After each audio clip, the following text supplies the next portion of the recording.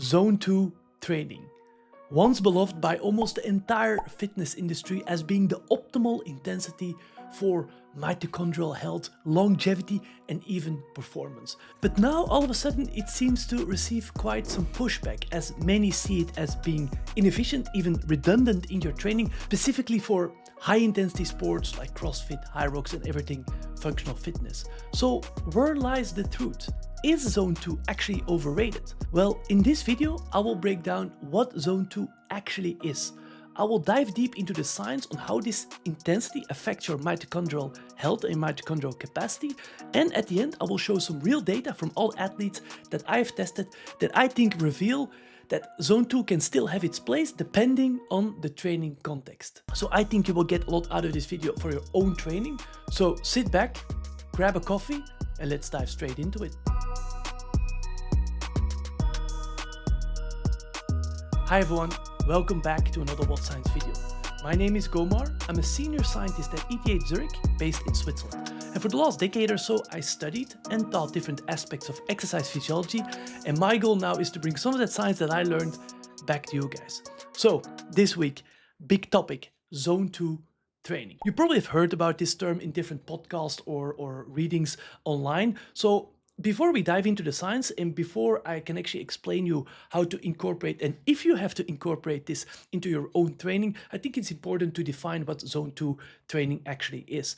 Zone 2 training, the easiest way to describe it, or I think the most accurate way to describe it, is via the lactate curve. Let's say you put someone on the bike or on the rower and you let him or her do an exercise test to exhaustion, that's what we call. And you measure lactate every increasing step of intensity. And what you will notice is that lactate initially, when the athlete is good, I will show you later that this is not always the case. When the athlete is in well-conditioned form, let's say you have a good aerobic system, lactate stays low initially because lactate obviously is produced predominantly by the glycolytic system. So when that system, that anaerobic system, so to speak, is not really involved in energy production, lactate stays low. And then it ramps up towards very high levels at the end. And we define Zone 2, your actual Zone 2, as the intensity before the first breaking point of your lactate curve. So the first, let's say, initial increase from baseline, usually 0.5 millimolars per liter. So that is the true definition of Zone 2. Basically, your aerobic system is working at full intensity and most of the energy is coming from aerobic sources. So that's good. But obviously you tell me, yeah, Gomar, that's very nice, your textbook knowledge, but I don't have a lactate measurement device. I don't measure lactate during my training. How can I practically define my Zone 2 or my aerobic training zone? I think it's actually a better definition. I don't like too much Zone 2, to be honest. So here I made a table. You can obviously pause the video and look at it more deeply. But as another different ways to assess or understand your Zone 2 or your aerobic training zones could be, for example, the talking test. For example, you're doing a rowing erg workout, and you can still talk comfortable with your friends that are also doing that test, right? You can still breathe easily. Then you have rating of perceived exertion, a very good one, where you have a scale from 1 to 10, and you will sit around 3 to 4 out of 10 as being subjective intensity. So 3 to 4 is usually what we also recommend in our training plans. Then lactate, I just explained, it's not the best, certainly not, is where everything below 1.5 to 2.0. For functional sports, this, by the way, is completely irrelevant and not correct. This is mostly derived from data from endurance athletes. So 2.0 approximately is also textbook knowledge. Then your heart rate, I explained you that this is like a derivative, 70 to 80% of your maximal heart rate. Also in functional sports, this is not really, you can kind of throw this out of the window because of the intermittent nature of the sport, but still, this is also something you can use. And then you have VO2 max percentage. And importantly, in these videos, I always try to at least teach you something new that you potentially didn't know on beforehand. And I think a very cool one to also assess your actual Zone 2 or your aerobic zone locally in your muscle is with muscle oxygen. So for example, what I did here, not so long ago, I tested a games athlete on the bike. So this was just a continuous test. And here you see the oxygen, the relative oxygen in the muscle of the thigh. So this is not systemic like lactate, this is actually in the muscle. And what you beautifully see here, that you also have this breaking point in oxygenation. So first of all, the oxygen stays kind of level in the muscle. That is because the heart can deliver a lot of oxygen, right? And the muscle obviously consumes a lot of oxygen even at lower intensities, but let's say the balance is equal. So the total, or at least the relative oxygen, stays flat. And then there's this first breaking point where it starts to go down slightly, where the delivery is outpaced by the utilization of the muscle. And that is also your, let's say, breaking point, your zone 2 level. So that is something that, for example, with Nurse, with Train Red, it's a really good company that provides these devices that you can assess, let's say, your aerobic zones of different muscles, because it could be, for example, during the rowing test, that it can be different in the biceps compared to, for example, your thigh, and so on, right? So that is very much how to understand for yourself your zone 2 or aerobic training zones that you can implement in your own training. I will give you some examples later on. But the debate of today, of this video, is, do we specifically need this lower intensity, let's say, for mitochondrial adaptations? All right, because yeah, maybe you can also get it from higher intensities. Does it actually have to be specifically zone 2? And I'll try to explain you this, because this, I think, is the crux of the whole debate online of the inefficiency or the redundancy, I would say, of zone 2. And then we have to look at a very important regulator. I've talked about this before in one of my videos, and it's called AMPK, AMP activated kinase. And what is that? That's basically a protein that sits in every cell, but also your muscle cells. And this paper beautifully stated, or this paper beautifully explained it, it has been cited many, many times, as the guardian of metabolism and mitochondrial homeostasis or biogenesis. So mitochondrial, making new mitochondria. I will explain you now. So what AMPK does, it basically senses the energy that is available to the cell. And this is done by sensing the ADP to ATP, adenosine triphosphate ratio. So ATP is the energy currency of the cells. All your energy systems try to generate ATP, and that ATP is then used by the muscles, but other cells as well, but let's say by the muscles, to actually force the contraction, to initiate the contraction. So when your ADP to ATP ratio increases, this means that there is less energy availability to the cell, and this is sensed by the specific molecule, the specific protein, very nice, I would say, machinery in the cell, and that is called AMP activated kinase, or AMPK. All right, and what we know is that low load contraction, so endurance exercise done for a long period of time, right? That's important. So not necessarily strength training, but rather longer HIIT training or endurance training, activate this AMPK activated kinase, and this will lead to an increase of a transcription factor. We call this PGC1 alpha. Not so important here, but PGC1 alpha is a gene that coordinates the expression cascade that makes new mitochondrial components and assembles them together. So when PGC1 alpha is upregulated in your muscle, it will lead to more mitochondrial capacity, and more capacity to generate energy from aerobic sources. So that's the most important thing that you have to take away from this.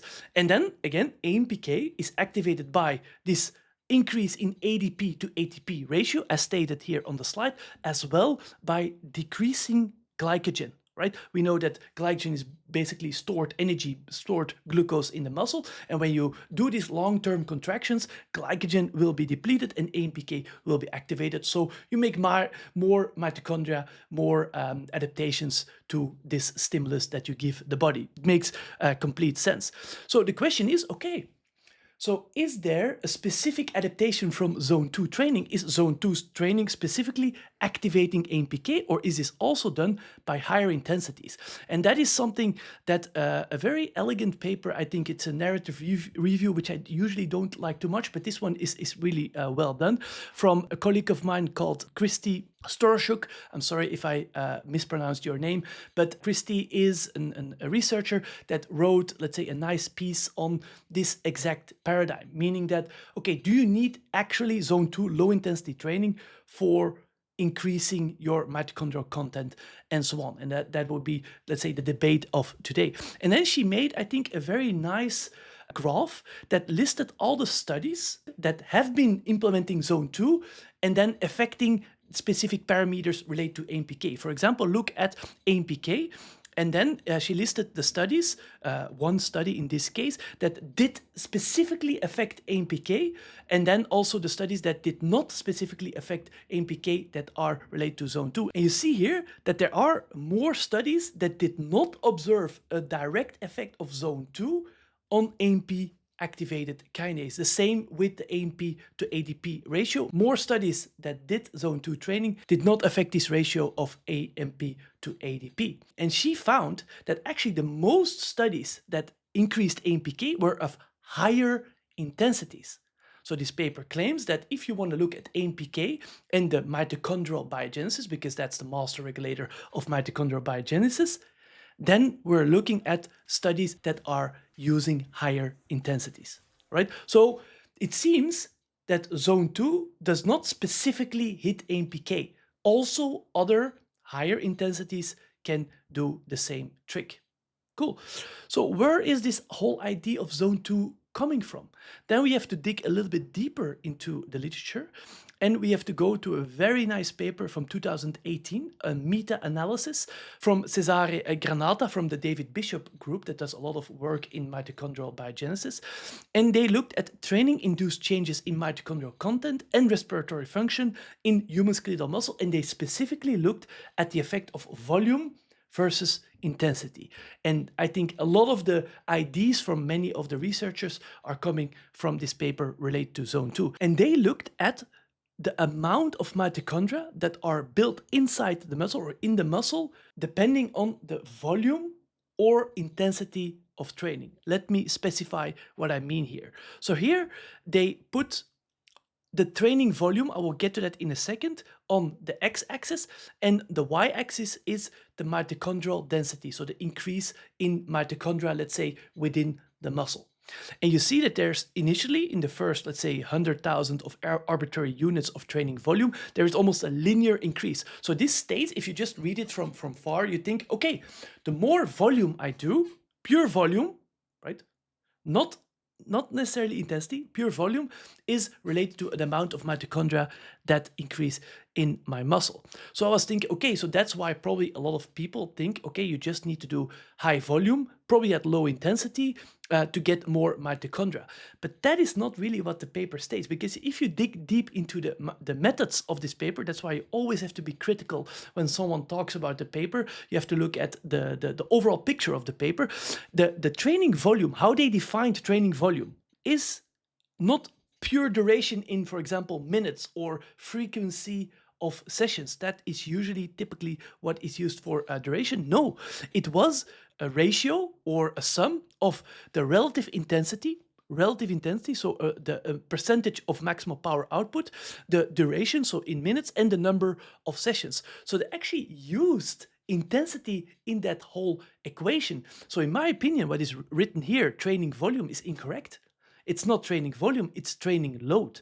And then you do have a strong correlation between markers of mitochondrial density, for example, mitochondria itself, but also citrate synthase, which is a marker of mitochondrial density, almost a linear increase with training volume. In their words, I call this training load. This has nothing to do with the fact that you need zone 2 to get to that mitochondria. For example, here, this graph is pretty nice. Here they listed all the different studies that used MICT, which is medium intensity training, high intensity training, and sprint interval training.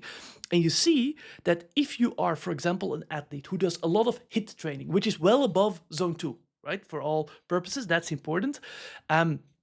you can actually build a lot of mitochondria inside your muscle, kind of corresponding to the whole AMPK thesis that I just explained 5 minutes ago. If you want, you don't need specifically that low intensity work. So for example, I talked a lot about training with a friend of mine called Lucas Esslinger. He's an OG in the CrossFit space, games athlete. And what he actually did, he did have a pretty decent aerobic base for a CrossFitter for sure, and he never did any zone 2. Right? He just was able to handle a lot of training volume, also at higher intensities. And therefore, he probably gained a lot of mitochondria during his training. Good, so important. So then, okay, you can tell me, yeah, Gomor, very nice, but why do all the endurance athletes then do so much zone 2? There must be a reason for this, right? So let's dig a little bit deeper into that debate, because if you look at some very nice papers, for example, from Norway here, from Sandbach, he et al., he looked at the best practice training characteristics within Olympic endurance sports as described by Norwegian world-class coaches. So he actually looked or asked 12 coaches about how they trained their athletes. And the results were very, very clear. The green here and the light green and the dark green is the amount of hours they trained per year in zone 1, so very low intensity, and zone 2. So endurance athletes, you see here long distance running, rowing, swimming, triathlon, and so on, they clearly do a lot of zone 2. So they do a lot of volume in the lower intensity zones. And there must be a reason for this. I mean, these guys know what they're doing. They know how to get the best athletes and get also the medals, certainly in endurance sports. So there must be a reason why they do this. And then I think the very easy way of explaining this is via this graph. I mean, this is my favorite graph of maybe the whole presentation here. And it's basically a relationship between the maximum duration a person or an athlete can sustain the intensity at a certain training zone 1, zone 2, zone 5, and zone 6, and so on. And then the exponential physiological strain based on that intensity. You see, when you are doing zone 2, predominantly zone 2, you will get low strain, right? You will have adaptations for sure, maybe at a lesser extent, at a lesser rate, call it like that, but you will still have adaptations, and there's a very low metabolic and physiological strain, so you have low amount of recovery. You can come back the next day. While if you work at threshold or even above threshold, for example, like CrossFit athletes, Hyrox athletes as well, you are getting a lot of physiological strain and you will have to rest way more from this training. So that's why they want to build in the volume. They want to actually train their aerobic system, because that's the predominant system they need, so they need to do that at low intensity zones. This is specifically for endurance athletes, obviously.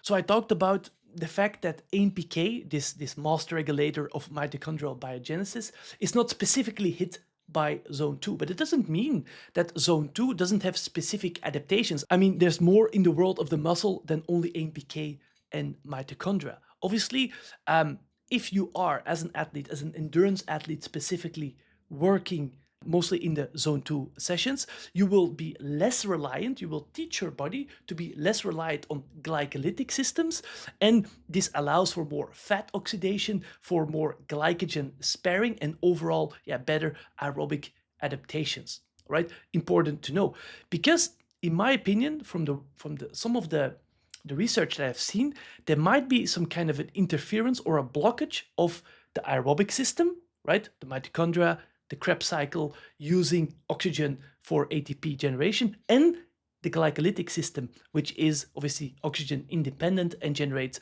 lactate and all byproducts. And this is specifically useful for CrossFit athletes, for Hyrox athletes, which I will come in a second to.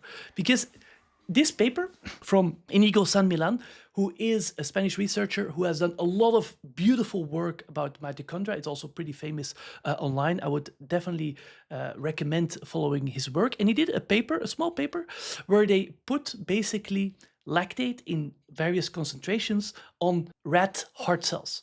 Right?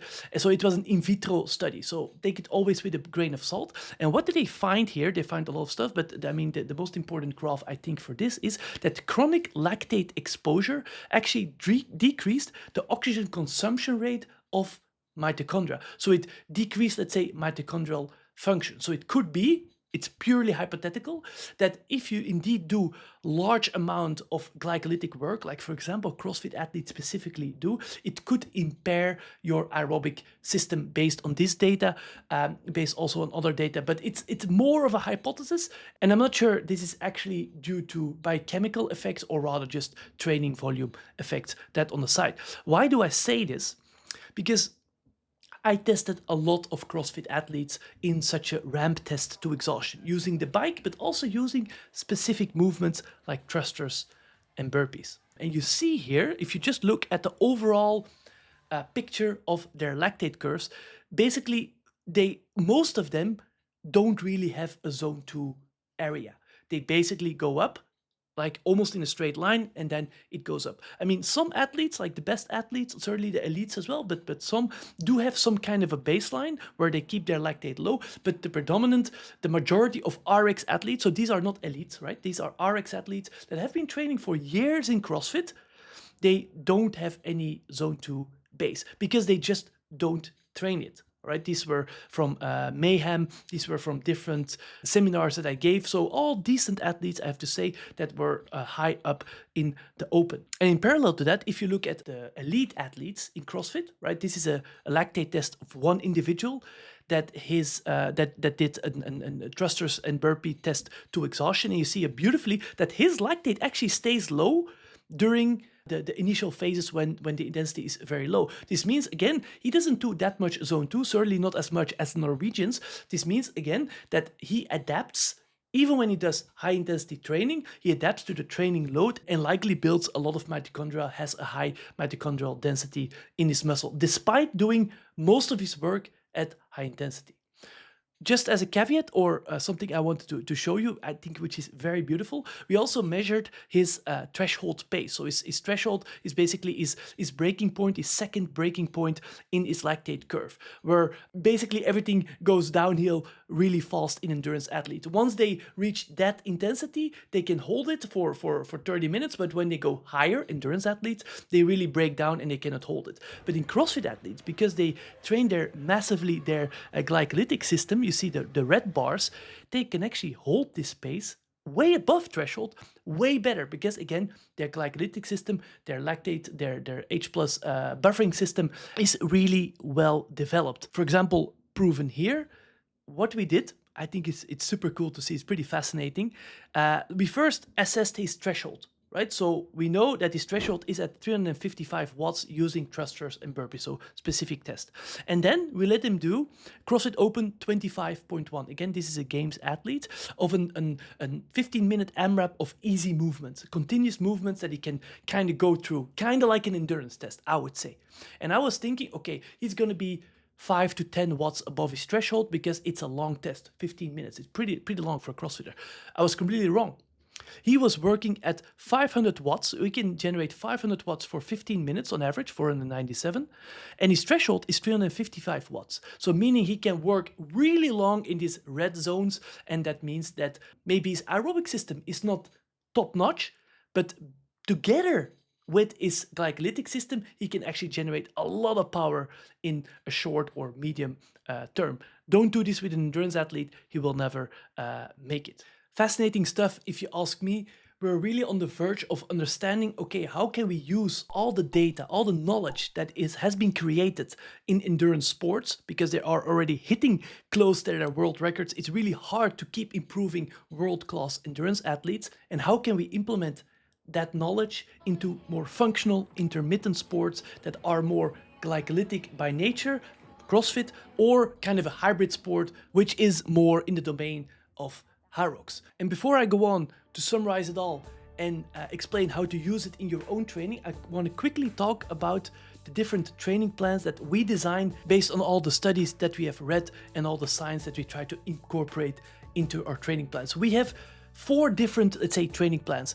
2 of them are specifically for Hyrox, where people from a different background, more CrossFit strength-based, more endurance-based triathletes, for example, can train in a super structured way to improve overall Hyrox performance. We try to undulate the intensity and also, let's say, the focus of the training based on the season. So race specific, that is now higher intensity, more fun, varied workouts. And then we are going later into the building phase where specifically strength and also endurance and running are combined in linear approaches. And then we also have our functional fitness or CrossFit approaches, where we have the hybrid approach, where it's maybe not the perfect name, but I call this hybrid, where we do basically a strength and conditioning program for CrossFit, all right, where we do one day would be more strength, like really a lot of building, powerlifting, and also weightlifting. And then in the other day, the next day, we do more metcons, more low intensity, high intensity stuff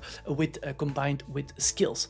And then we have our second program that is inside the CrossFit realm, which is more for competitors. 6 times per week, really good training, interference training, focusing on the different skills and all the prerequisites that are needed to become really good at the sport of CrossFit.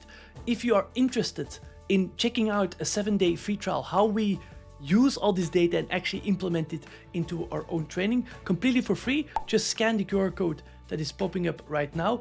You will definitely get fit along the way, and you also support the channel, support all the work that we do for hopefully the fitness community. Cool. All right. So last part, how can I actually implement these ideas into my own training? And here I made a simple overview. I tried to make it as simple as possible. It's certainly not fully complete, but I tried to explain it in some kind of a graphical way on how to implement different training intensities for, let's say, different levels of CrossFit athlete, like functional fitness, like high intensity glycolytic athletes, and more hybrid athletes, which I think are the high-roxers, right? Who need a lot more endurance. So first start with the CrossFit athletes. If you are an average person and you go 4 times per week to the gym, let's say, right? I don't think you need to do a lot of work below lactate threshold 2, which is not necessarily zone 2, but it's, let's say, this lower intensity zone. So the gray bar here, or the gray area, would be lower intensity, not necessarily zone 2 again, but rather a low intensity. I think you just should do a lot of metcons. I should do a lot of strength and skill work. That's how you will get better initially, for sure, right? Then when you get to an RX level, for example, percentile 80, 85 of the open, I think it's good to implement 1 or 2 sessions per week that are in this lower intensity zone on the ergs, but you can also do it using very light functional movements, for example, EMOMs of 25 minutes, using very light like pull-ups, burpees, wall balls with a light weight, dumbbell snatch is a very good one, and so on. So that is something that you can do. And then the rest, still the majority of your training will be in the glycolytic zones, power training, and also a lot of strength, obviously. And then when you're an elite, I hope some elite athletes are watching this. I do think you can benefit from also improving your aerobic system by doing, let's say, 2 to 3 sessions at least per week in the zone 2, or at least in the lower intensity zones, kind of as an additional way to build more volume on top of your high intensity work. This should still be the priority of your training in CrossFit, but you can build more volume, still recover well by adding some lower intensity work. Then we have our friends from the other side, Hyrox. And Hyrox, there the script flips a little bit, because Hyrox obviously is way more related to endurance sports. Not entirely, I don't think entirely, but at least more related to endurance sports. So again, going from average to RX, to a good athlete, to an elite athlete. And average, again, maybe in contrast to what many believe, I don't think you need a lot of zone 2 training if you can only train 4 to 5 hours per week. I do think still that you get more bang for your buck, more health benefits, more strength benefits, and so on, when you train specifically above lactate threshold 2, right? That's what most of the data actually shows. It only gets more important, certainly, when you become an RX athlete. Then at least 50-50, your training intensity should be lower intensity and higher intensity. Again, use those extra hours as a top-up compared to your strength work and your Hyrox specific workouts. Don't only go high intensity, neither, but at least use some of the lower intensity work to add more volume. And then we go to the elites. And the elites, I do think they need massive amounts of volume of lower intensity work. A lot of their training, 80, maybe 70%, depends, should be in pretty easy paces. And you can see, if you look at the overall graphs, that certainly in the elites, I do think they can handle more training hours then an elite, like the high roxers, can handle more training hours than the CrossFitters, all right? Because of the fact that they can do more zone 2 work, lower intensity work, using ergs, using running, and using the different light functional movements. All right, I hope this overall scheme, this summary kind of helped you guiding through the web of zone 2 training and gave you some perspective on what it can actually do. If you get some value out of this video, please don't hesitate to like and subscribe. We just crossed 20,000 subscribers. Really grateful for that. My goal is to get to 30,000 subscribers at the end of the year. So if you haven't done it yet, go ahead and press the subscribe button. If you're interested in watching more videos and having different perspectives, I think, on the science of fitness and everything that is related to high rocks and CrossFit, go ahead and click the video that is recommended right now by YouTube itself. Thanks again for watching and see you in the next one. Ciao.